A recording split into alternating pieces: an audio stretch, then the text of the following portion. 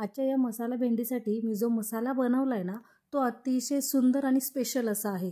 याचा वास घेऊनच श्रावणीने मला विचारलं, आई आज असं काय खास बनवलंय की एवढा छान सुगंध येतोय किचनमधून.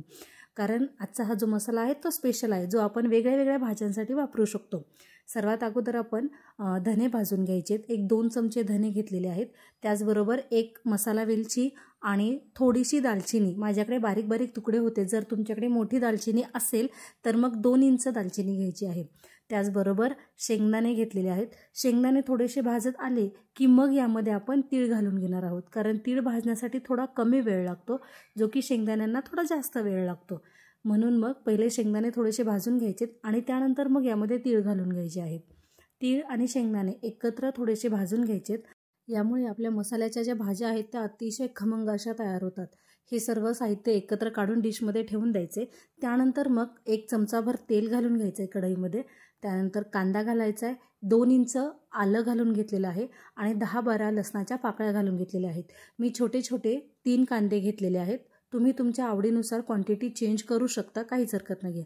त्याचबरोबर सर्वात महत्त्वाची गोष्ट म्हणजे यामध्ये घालून घ्यायची आहे कोथिंबीरची काडी, ज्यामुळे आपल्या भाजीला अतिशय सुंदर अशी चव येते. आता हा जो मसाला आहे हा मी 2-3 भाज्यांसाठी वापरणार आहे. त्यामुळे कोथिंबीरचे देठ जे आहेत ते थोडेसे जास्त दिसत आहेत, पण खूप जास्त घालायचे नाहीत. त्यामुळे भाजी कडवट होते, म्हणून तेही प्रमाणातच घालून घ्यायचे.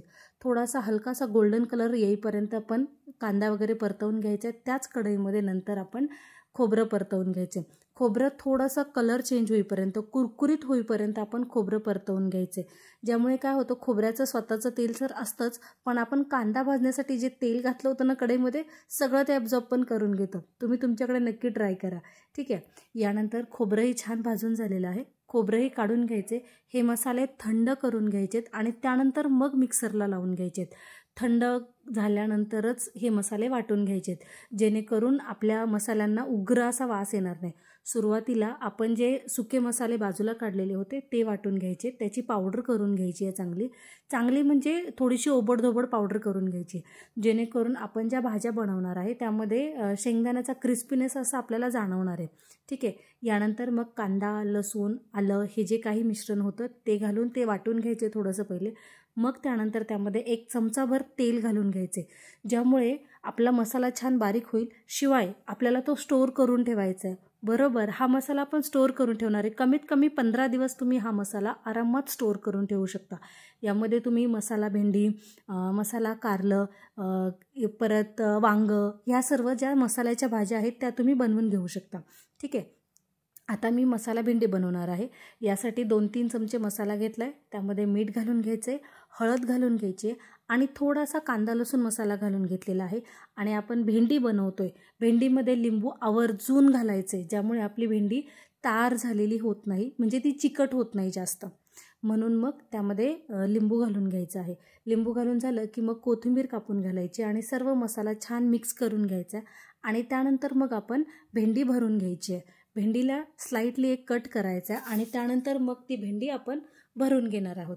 पण तुम्ही म्हणाल की एवढी मोठी मोठी भेंडी कशी बनवली आहे? अजिबात नाही. ही एक सोपी ट्रिक आहे, ज्यामुळे आपण भेंडी मसाला पटकन भरू शकतो. जास्त वेळही लागत नाही. अगदी 2 ते 3 मिनिटात तुमची पाव किलो भेंडीला मसाला आरामात भरून होणार आहे. ठीक आहे. या पद्धतीने तुम्ही एकदा नक्की ट्राय करून बघा, जेणेकरून मसाला भेंडी करण्यासाठी सगळ्यात जास्त वेळ कुठे लागतो? भेंडीला मसाला भरण्यामध्ये.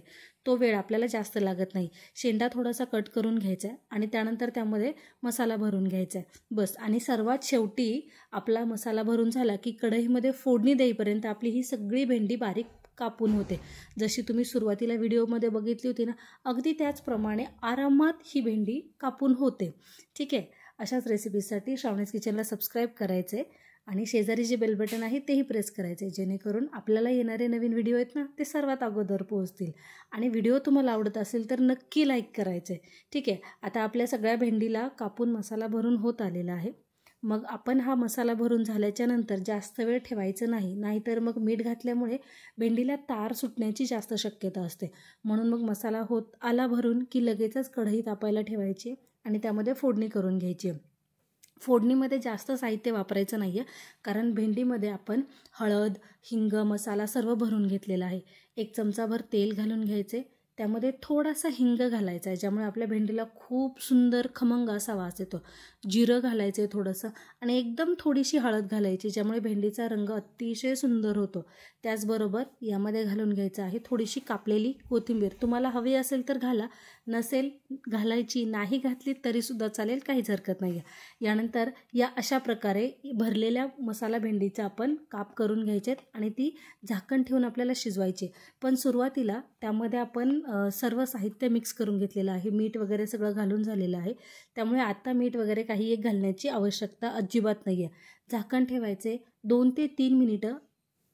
त्यानंतर मग पुन्हा एकदा झाकण काढून ही भेंडी पूर्ण मिक्स करून घ्यायची. छान मिक्स करून झाले की पुन्हा एकदा झाकण ठेवायचे आणि 2 ते 3 मिनिटासाठी वाफवून घ्यायचे.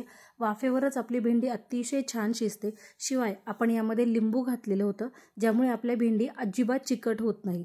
ठीक आहे. तुम्हाला जर आजचा व्हिडिओ आवडला असेल तर नक्की लाईक करा, तुमच्या फ्रेंड्स आणि फॅमिलीसोबतही शेअर करा. आणि हा 15 ते 20 दिवस टिकणारा मसाला तुम्हाला कसा वाटला हे मला कमेंट करून सांगायचं आहे. ठीक आहे. धन्यवाद.